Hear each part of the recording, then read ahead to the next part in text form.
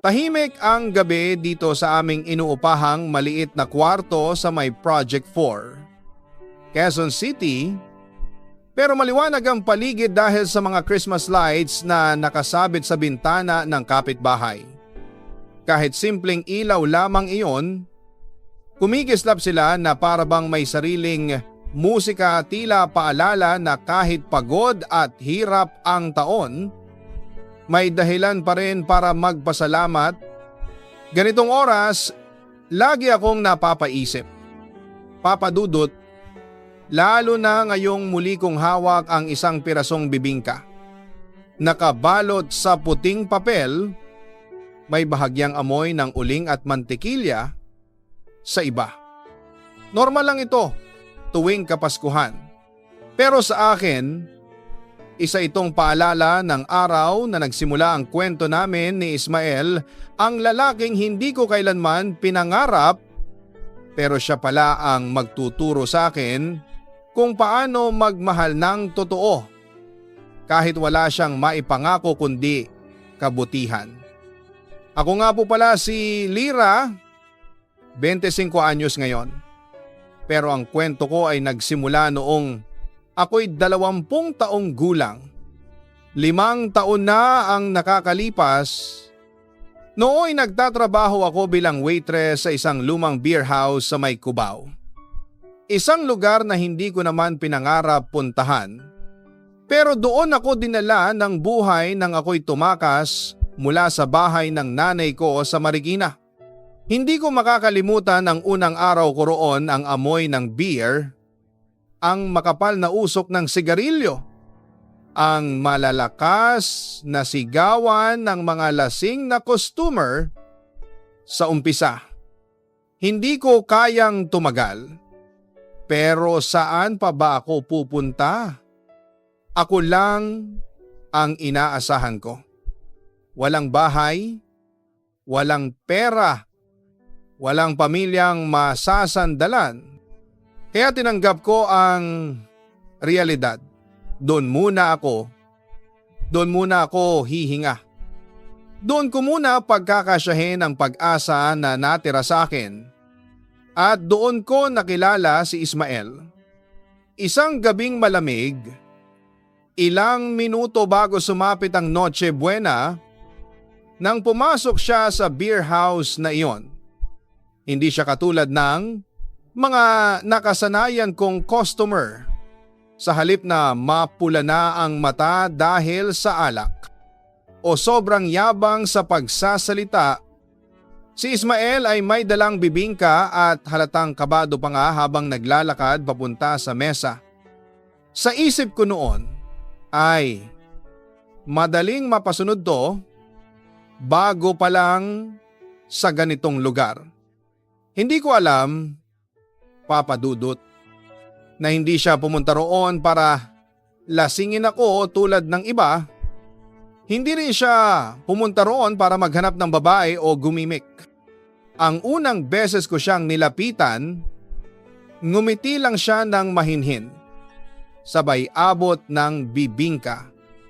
At sa kabila ng pagod ko noon at init ng ulo ko dahil magdamag akong nakangiti sa mga lasing, may kakaibang lamig at ginhawa akong naramdaman nang marinig ko siyang magsabi ng payak na, "Maligayang Pasko sa iyo."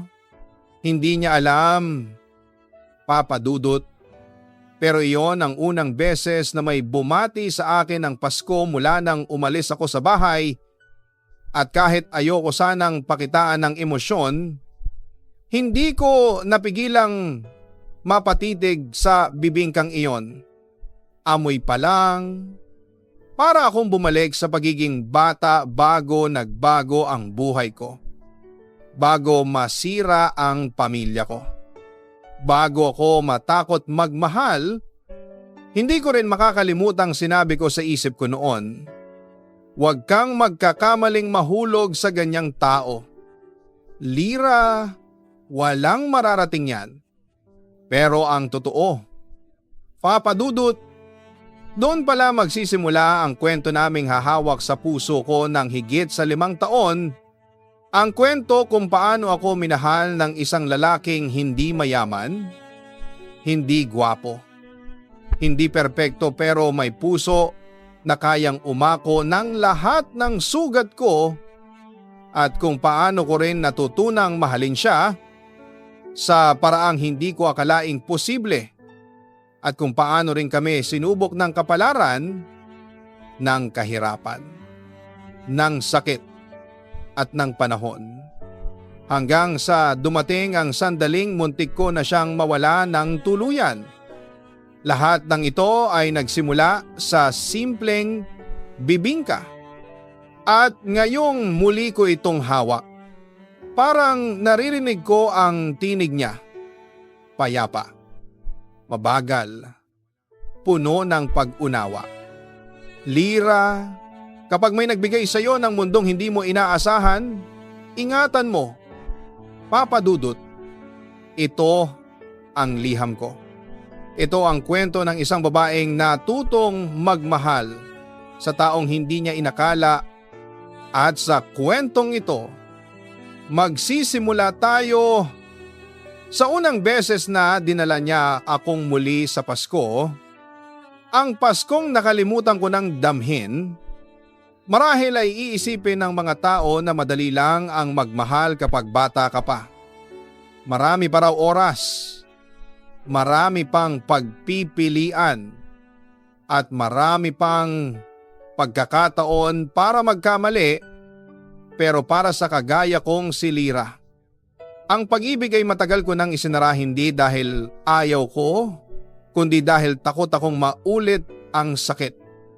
Lumaki akong may tatay na mahal ko. Siya ang unang lalaki na nagparamdam sa akin ng seguridad, respeto, at pagmamahal. At kung meron mang pinakamasakit na alaala ng kabataan ko, iyon ay ang huling gabing nakita ko siyang pumasok sa pinto at ang unang gabing nakita kong lumabas siya na hindi na bumalik habang hawak ko ang isang kahating bibingka. Simula noon, sinarado ko na ang pintuan sa pagmamahal ng kahit sinong lalaki. Para saan? Para maulit ko ulit ba ang pakiramdam ng pagpapalit? Para maramdaman ko ulit na hindi ako pinili? Kaya't nung tumakas ako mula sa bahay ng nanay ko, mula sa ingay, away, at panguusig ng aking stepfather, dala ko lang ang isang backpack na may 2 damit, isang picture frame, at isang pangakong binitawan ko sa sarili. Hindi ako magmamahal, hindi ako magtitiwala, hindi na ako aasa sa kahit sino. At doon ako dinala ng buhay sa isang lumang beer house sa Cubao, kung saan ang halakhak ay peke at ang ngiti ay binabayaran. Doon ako natutong maging bato. Doon ako natutong ngumiti kahit pagod. Doon ako natutong tumanggap ng pambabastos kahit ayaw ko. Kapalit lang ng kaunting kita at sa loob ng halos 1 taon, walang sinumang lalaki, may pera man o lasing man, ang nakalapit sa pader na itinayo ko sa puso ko hanggang sa dumating si Ismael. Hindi ko maintindihan kung bakit kakaiba siya. Hindi mabilis ang kilos niya. Hindi marami ang sinasabi niya. Parang laging may paggalang sa boses niya kahit kinakabahan siya. Sa unang tingin pa lang, masasabi mong simple lang siya, isang jeepney driver mula Bagong Silangan, may medyo kupas na polo. May pulang alikabok ng kalsada sa sapatos. At may bitbit na bibingka na halatang binili niya gamit ang huling barya sa bulsa niya. Pero ang hindi ko maintindihan, Papa Dudut, bakit siya ang unang lalaking hindi ko nataboy? Bakit siya ang unang lalaking hindi ko kayang bastusin kahit gusto ko?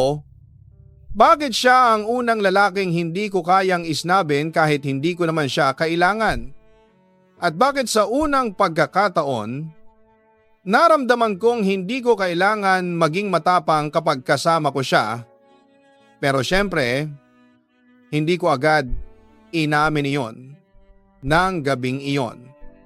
Pagkatalikod niya, sinabi ko sa sarili ko, walang patutunguhan to. Jeepney driver lang yan. Hindi niya kaya ang pangarap mo. Hindi ko alam, Papa, na sa eksaktong sandaling iyon, habang sinasabi ko sa sarili kong walang kwenta si Ismael, may kakaibang lamig akong naramdaman sa dibdib ko. Parang may napunit, parang may natanggal, parang may parte ng pagkatao kong matagal nang tuyot. Biglang nabasa ulit ng konting lambing at doon ko napagtanto. Takot ako. Takot akong baka sa simpleng ngiti niya mabuksan ulit ang pintong sinarado ko ng matagal. Kaya ang ginawa kong depensa ay ang maging suplada, mataray. Matarik ang kilay. Masakit magsalita. Lahat ginawa ko para layuan siya. Pero bakit ganon? Papa Dudut, bakit habang mas sinusubukan ko siyang ilayo, mas lalo naman siyang bumabalik? Hindi ko alam kung bakit napakatyaga niya. Araw-araw siyang dumadaan sa beer house kahit pagod sa pasada. Araw-araw siyang may dalang kahit mumurahing gamit para sa akin. Araw-araw siyang may ngiti kahit alam niyang hindi ko siya papansinin. At araw-araw, kahit ayaw ko aminin, may bahagi ng puso kong napapaso ng konting init galing sa kabutihan niya. Isang bagay na hindi ko nakita sa marami. Hindi ko nakita sa tatay kong iniwan ako. Hindi ko nakita sa mga lalaking dumadaan lang para ubusin ang oras nila. Pero nakita ko kay Ismael, isang puso na hindi naghahanap ng kapalit, isang taong nagbibigay kahit alam niyang wala siyang sobra, isang lalaking hindi pera ang puhunan kundi kabutihan, at doon nagsimula ang bagay na kinatatakutan ko. Ang unti-unting pagkapit ng puso ko sa isang taong hindi ko pinlano. Isang simpleng tao na magpapabago ng buong buhay ko at magpapahulog sa akin sa paraang hindi ko inaasahan. Sa bibingka nagsimula. Sa bibingka ring unti-unting natunaw ang yelo sa puso kong matagal nang nanigas. At hindi ko alam, Papa, na ang lalaking ito ang magtuturo sa akin kung paano magmahal ng walang kondisyon at kung paano masaktan ng higit sa kaya kong buhatin. Kung ang mundo ko noon ay umiikot lang sa ingay ng beer house, ang mundo ni Ismael ay umiikot sa kalsada, sa usok, sa pasahero, sa init, sa ulan, sa pakikipaghabulan sa oras para may maiuwing kaunting barya. Pero kahit pagod, kahit kulang ang kita, kahit madalas siyang inuubo dahil sa alikabok ng kalsada, palagi pa rin siyang bumabalik. At hindi ko maintindihan, Papa Dudut, ano bang meron sa akin? Pokpok lang naman ako sa tingin ng marami. Walang ipinagmamalaki. Walang kinabukasan. Walang titulo sa buhay. Pero bakit siya nagsusumika para makita ako?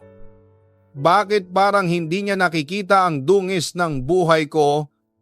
Araw-araw siyang pumapasok sa beer house. Hindi para uminom. Hindi para magwala. Hindi para manghablot ng babae, kundi para maupo sa sulok, maghintay sa akin, at iabot ang isang bibingkang may kaunting nyog sa ibabaw. Parang ritual na namin iyon. Para bang iyon ang paraan niya para sabihing, Lira, andito pa rin ako. At para bang iyon din ang paraan ko para sabihing, Babalewalain ulit kita ngayon. Dahil hindi ako pwedeng mahulog. Hindi ako pwedeng mapasubo sa lalaking wala man lang ipon. Hindi ako pwede tumali sa taong hindi kayang iahon ako sa kahirapan. Pero bakit ganon? Habang sinusubukan kong ipakita sa kanya na hindi ko siya kailangan, mas lalo ko namang hinihintay ang pagdating niya, ang lakad niya, ang ngiti niya. Ang tunog ng tsinelas niyang manipis pero mabilis kong maglakad. At syempre, ang amoy ng bagong lutong bibingka na dala niya. Isang beses, Papa Dudut, dumating siya nang wala siyang dalang pagkain. Pagod na pagod ang itsura niya. May langis sa polo, pawis ang noo. Halatang wala siyang pahinga. Pero kahit ganoon, ngumiti pa rin siya. At doon ko unang nakita ang isang bagay na hindi ko maipaliwanag. Hindi siya mayaman. Hindi siya matalino. Hindi siya gwapo sa standards ng karamihan. Hindi siya makinis. Hindi siya mabango. Pero ang puso niya, Diyos ko, Papa Dudut, ang puso niya ang pinakamasarap at pinakabuong nakita ko. Sa dami ng lalaking dumaan, siya lang ang hindi tumingin sa katawan ko. Siya lang ang hindi nagtanong kung magkano. Siya lang ang hindi humiling ng kahit ano kapalit ng kabaitan niya. Lahat ng binigay niya mula sa murang sukli hanggang sa bibingka ay may halong paggalang. May lambing. May pag-iingat. Isang araw, tinanong ko ang sarili ko, bakit ba pinipigilan ko pa to? At kasabay ng tanong na iyon, nagsimula na rin ang pagbabago. Hindi ko iyon sinabi sa kanya. Siyempre, hindi ako marunong maging sweet. Hindi ako marunong magsabi ng totoong nararamdaman ko. Pero unti-unti, kapag may dalang bibingka, kinakain ko na. Kapag kumakanta siya sa tabi ko, nakikinig na ako. Kapag nakaupo siya sa sulok, hindi ko na siya iniiwasan. Kapag inaabot niya ang simpleng gamit, tinatanggap ko na. At kapag ngumiti siya, hindi ko na kayang hindi gumanti. Minsan, pag-uwi niya, nakita kong halos nanginginig ang kamay niya habang inaabot ang 50 pesos na sukli para sa akin. Hindi ko alam kung bakit parang nahihiya siya. Doon ko lang napagtanto. Ibinibigay niya sa akin ang perang dapat ay para sa sarili niya. Yun ang sukli niya sa pamasahe. Yun ang pambili niya sana ng ulam. Yun ang dapat itago niya para bukas. Pero ibinigay niya sa akin. Hindi ko alam kung ano ang mas nakakahiya. Ang inilalagay niya kong prioridad o ang hindi ko siya mapahalagahan ng sapat. Papa Dudut, sa unang pagkakataon, nakaramdam ako ng konsensya. Hindi ko pala kayang itapon ang kabutihang inaalay niya. Hindi ko kayang balewalain ang pagsusumikap niya. At higit sa lahat, hindi ko kayang itulak palayo ang taong sa hindi ko inaasahang paraan ay unti-unting nagbubukas ng puso kong sinarado ko ng matagal. Pero sa kabila ng lahat ng ito, may isang malaking pader pa ring nakaharang sa pagitan namin.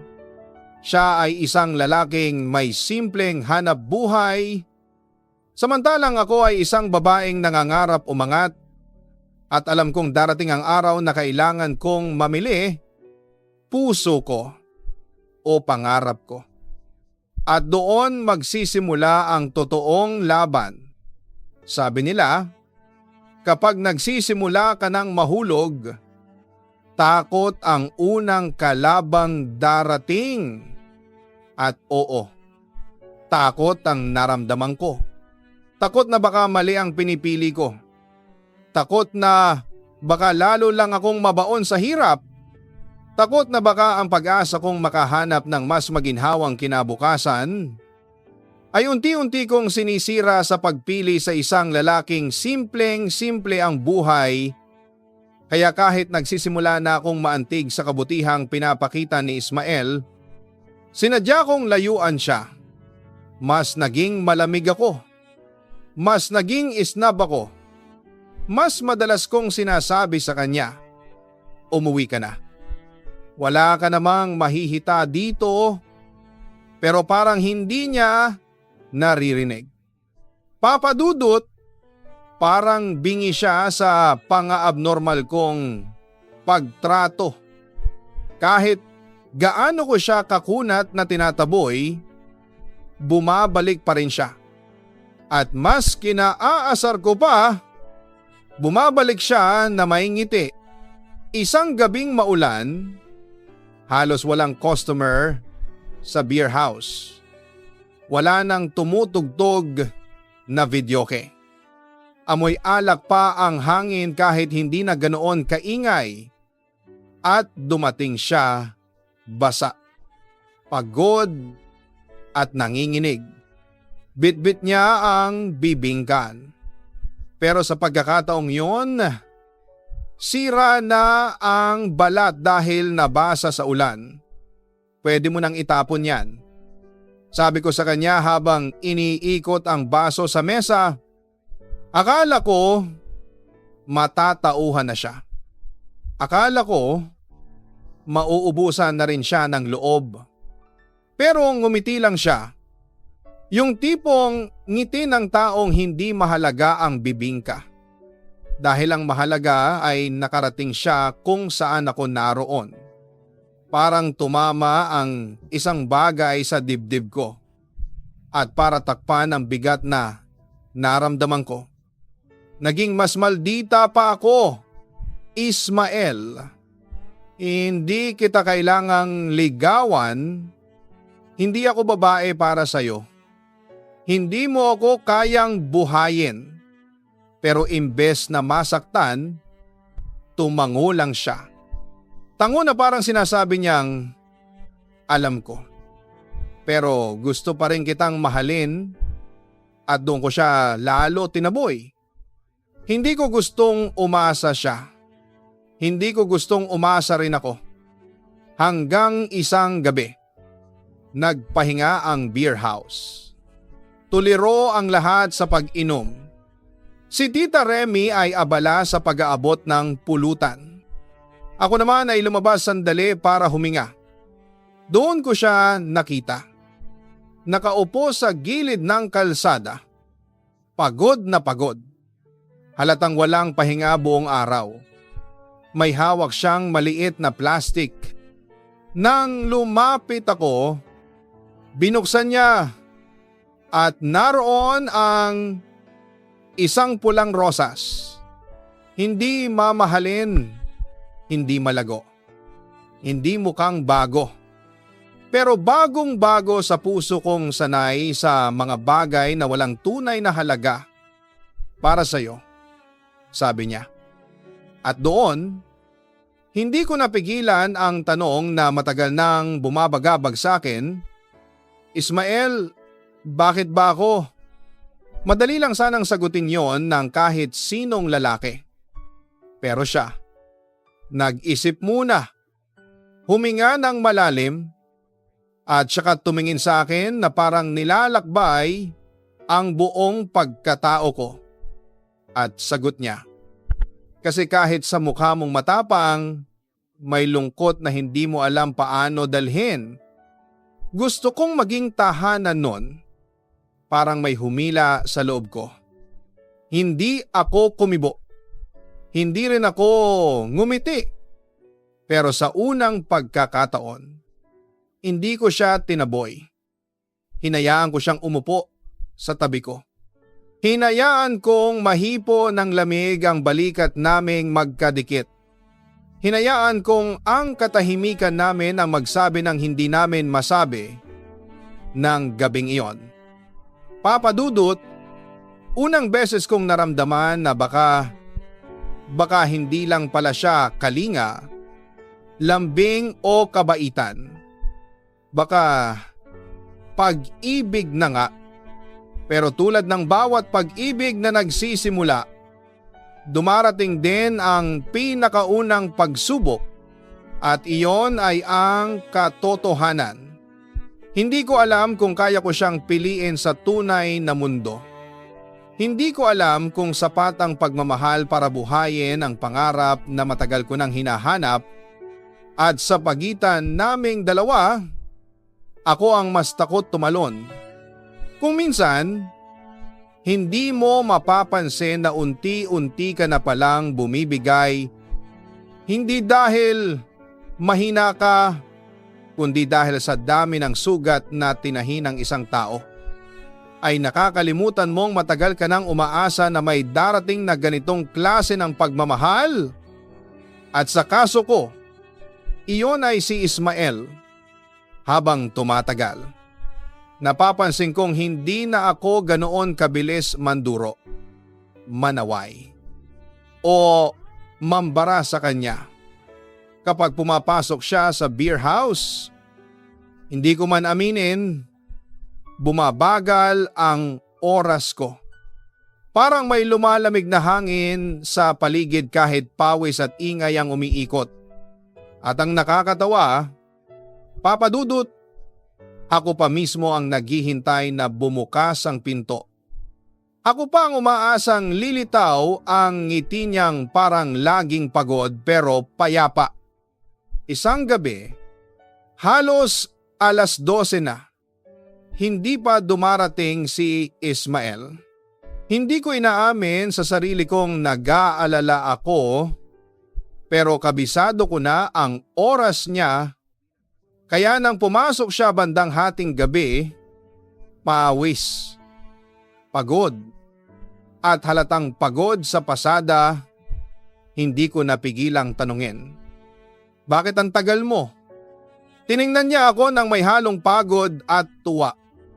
Na-flat kasi yung jeep. Sayang.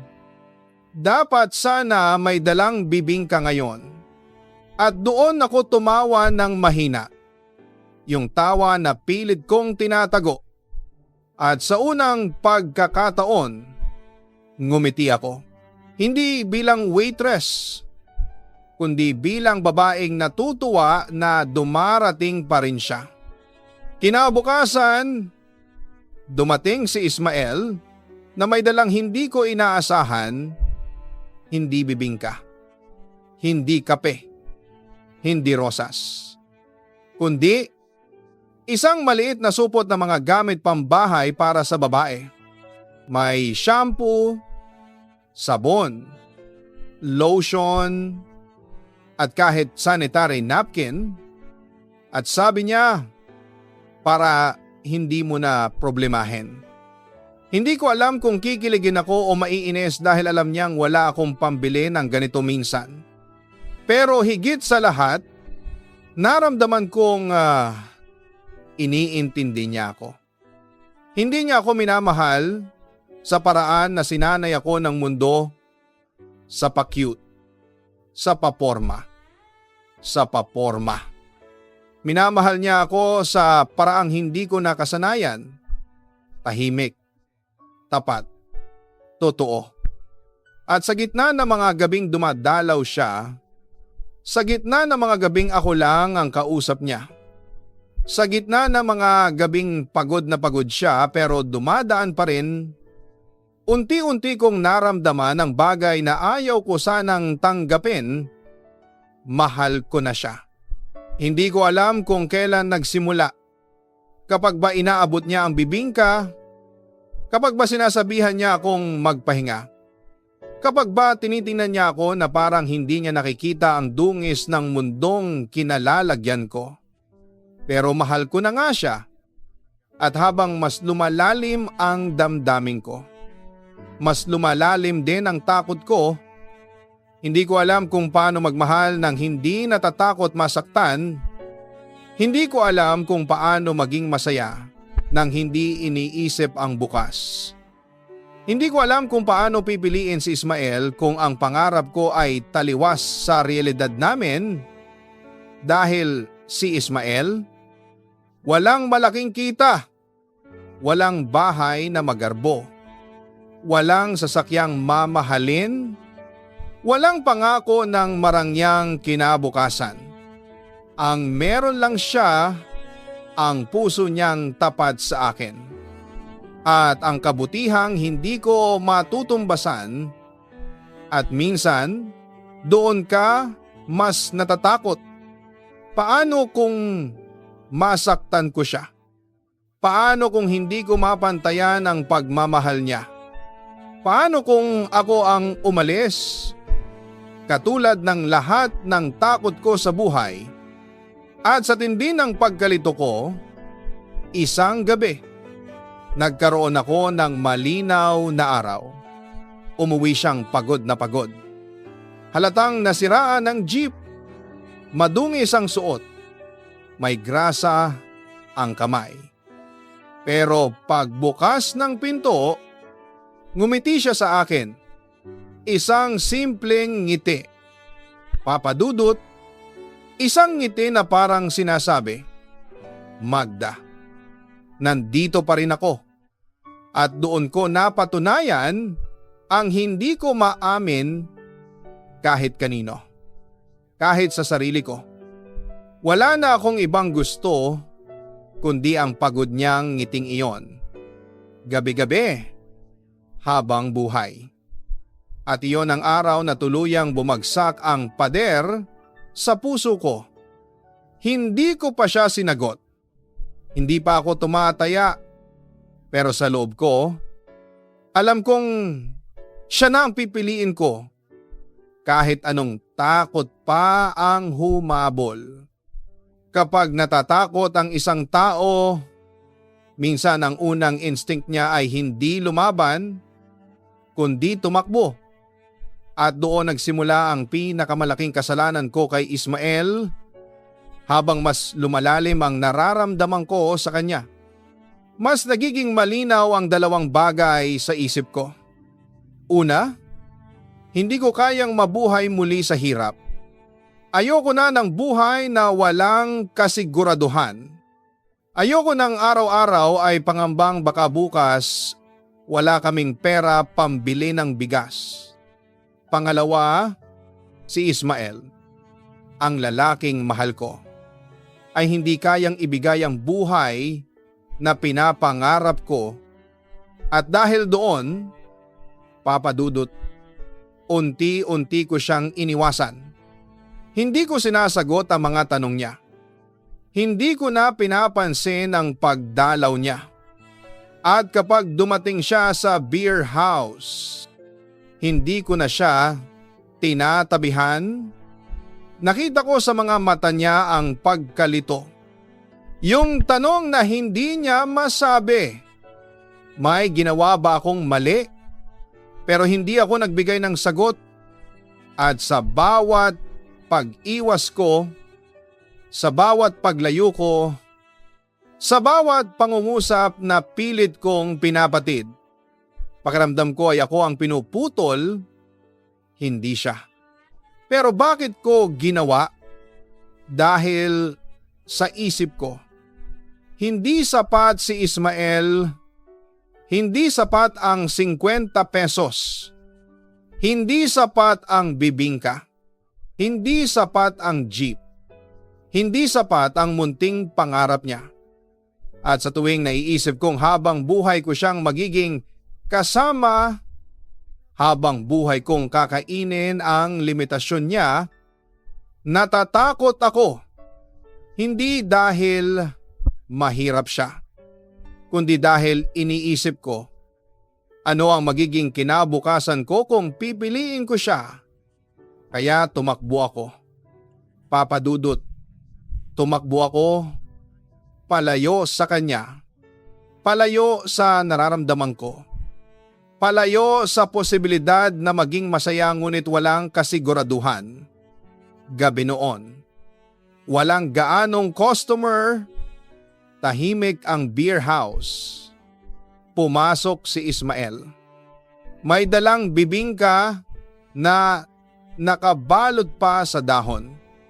Amoy ko agad ang margarina at niyog. Ang amoy na lagi kong inaabangan dati pero pilit kong iniiwasan ngayon. Ngumiti siya. Payat na ang mukha, halatang pagod at puyat. Pero may dala pa ring pag-asa.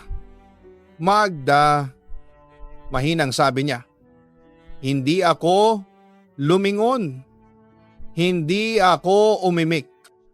Pero naramdaman ko ang paglapit niya, ang paghinga niyang mabigat, at ang boses na halos pabulong. Kung may nagawa akong mali, sabihin mo lang. Ayoko kang mawala nang hindi ko alam kung bakit at doon. Papadudot, untog ang konsensya ko. Pero pinigilan ko, pinilit kong maging bato. Wala. Ang sagot ko. Trabaho lang ako rito. Huwag mo akong gawing special. At doon ko nakita yung pagtama ng salita ko sa puso niya. Yung unti-unting pagyuko ng balikat, yung pagkawala ng ningning sa mata niya, at sa wakas, tumango siya, tumalikod. Lumabas ng beer house. At iyon ang huling gabing pumunta si Ismael. Pagkaraan ng ilang linggo, walang Ismael. Walang bibingka. Walang rosas.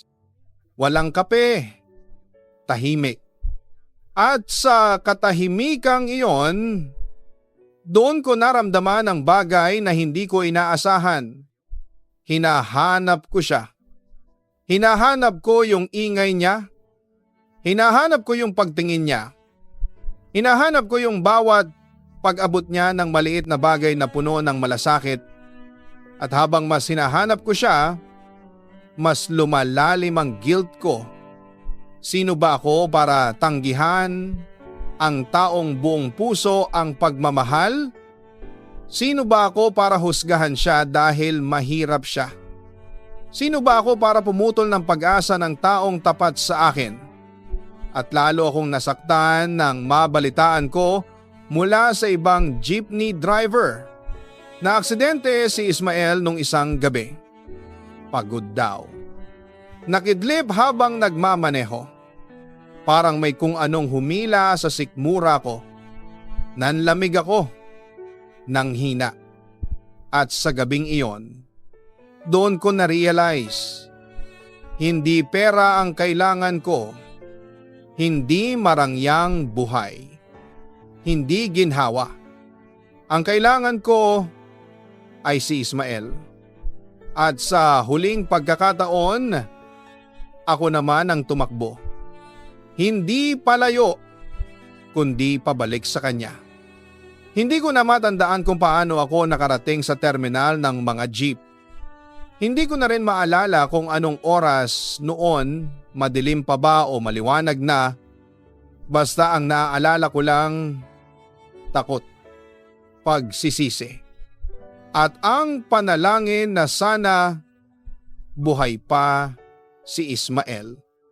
Habang papalapit ako sa lugar kung saan daw dinala ang jeepney niyang naaksidente. Pakiramdam ko ay bawat hakbang ay mabigat. Parang may nakapulupot sa dibdib ko na hindi ako makahinga. At doon ko siya nakita. Nakahiga sa lumang papag. May benda sa ulo. May pasa sa braso. At may mga kaibigan niyang nagbabantay, mahina pero humihinga, at nang makita ko siya, papadudot, parang bumalik ang kaluluwa ko sa katawan ko. Umupo ako sa gilid niya. Hindi ko alam kung may karapatan pa ba ako. Pero naramdaman ko ang pagninig ng mga kamay ko. Tahimik lang siyang nakatingin sa kisame hanggang sa mapansin niya ako. Mabagal ang pag-ikot ng ulo niya At nang magtagpo ang mga mata namin, Magda, mahina niyang sabi. Halos pabulong. At doon ako tuluyang bumigay. Umiyak ako nang hindi ko mapigilan. Lahat ng pinigilan ko, biglang kumawala. Hindi ako nagsalita, pero sinabi ng bawat patak ng luha ko ang lahat. Pasensya na, hindi ko sinasadya. Natakot lang ako. Hindi kita dapat iniwan. Mahal kita. Akala ko magagalit siya. Akala ko tatalikuran niya ako. Akala ko iiwasan niya ako gaya ng ginawa ko noon. Pero hindi. Papa Dudut, ngumiti siya. Yung tipong ngiti niya na lagi kong nakikita sa beer house, yung ngiting hindi nang huhusga. Hindi nagtatampo, hindi nanunumbat. Isang simpleng ngiti na ang ibig sabihin ay, nandito pa rin ako. At sa munting lakas na natira sa katawan niya, inabot niya ang kamay ko, mahina pero totoo. At doon niya binitawan ang mga salitang hindi ko makakalimutan habang buhay. Akala ko, hindi mo na ako babalikan. At doon ko nasagot sa wakas, hindi sa salita, kundi sa pagyakap ko sa kanya. Hindi na kita iiwan. Simula noon, ako na ang nagbantay sa kanya. Ako na ang nag-aabot ng tubig. Ako na ang naglalagay ng gamot. Ako na ang nag-aayos ng kumot niya. At sa bawat araw na lumipas, mas lalo kong nakita ang bagay na hindi ko nakita noon, na ang pinakamayaman na lalaki ay hindi yung may pera, kundi yung marunong magmahal. Hindi naman kailangan ni Ismael ng isang babaeng mayaman. Hindi niya kailangan ng magarang bahay. Hindi niya kailangan ng marangyang buhay. Ang kailangan niya ay isang taong hindi siya iiwan. At doon ko na-realize. Papa Dudut, hindi pera ang tunay na seguridad, kundi tao. At si Ismael, siya ang naging seguridad ko.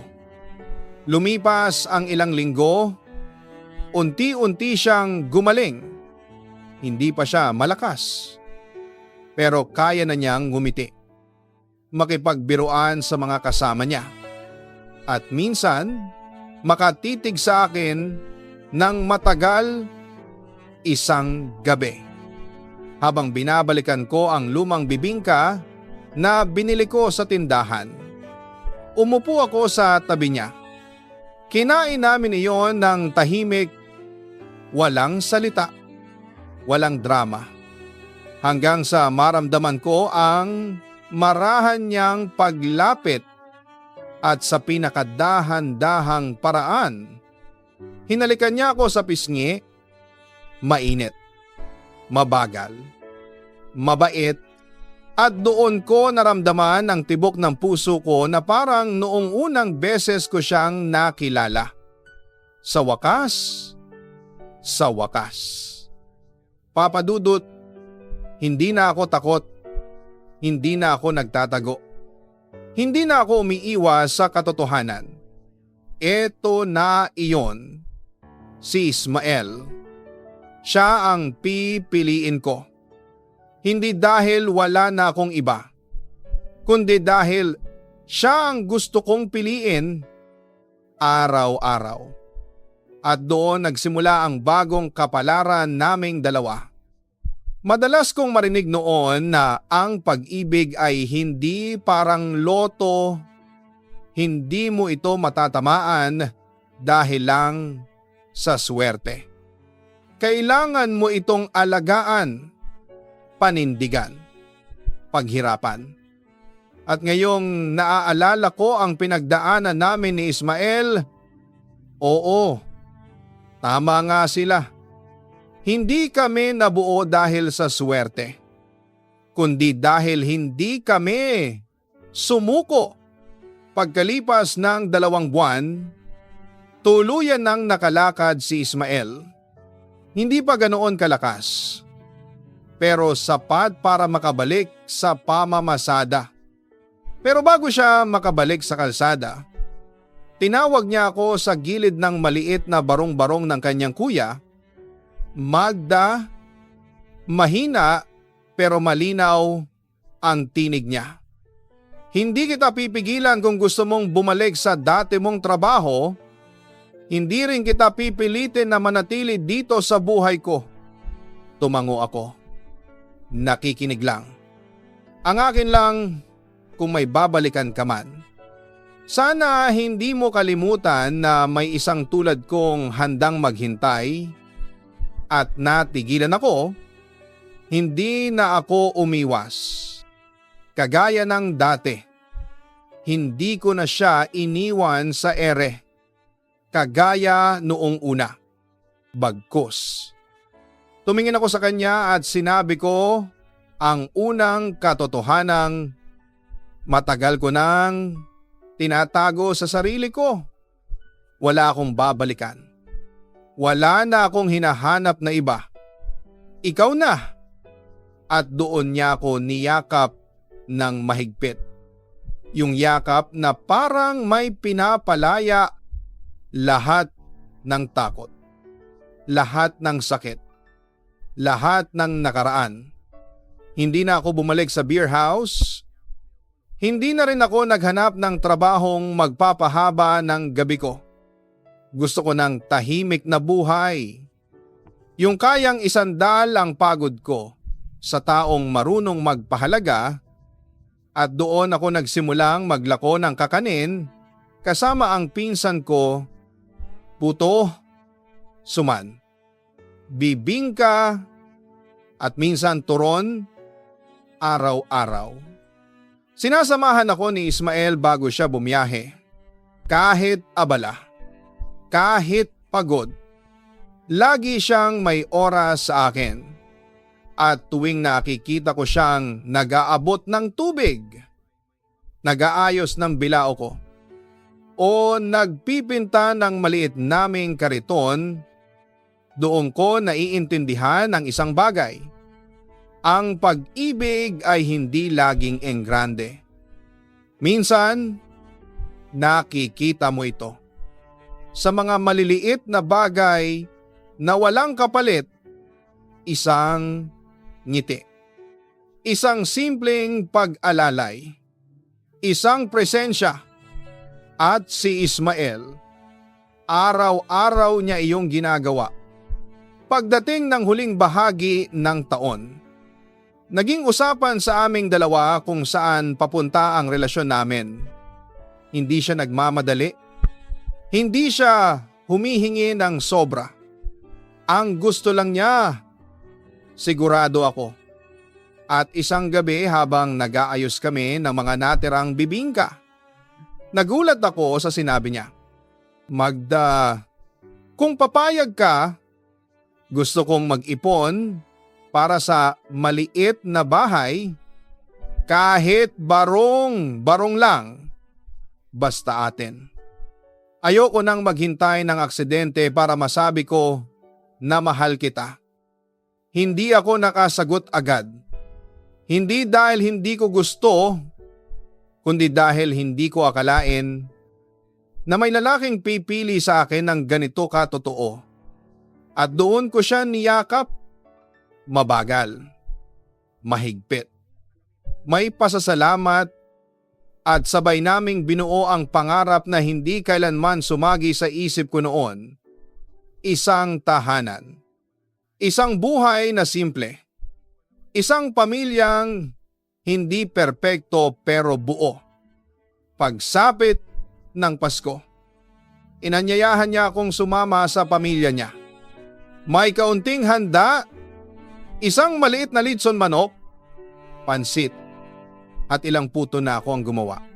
At habang pinapanood ko silang nagtatawanan, sa ilalim ng ilaw na halos pundi na, napangiti ako nang hindi ko mapigilan.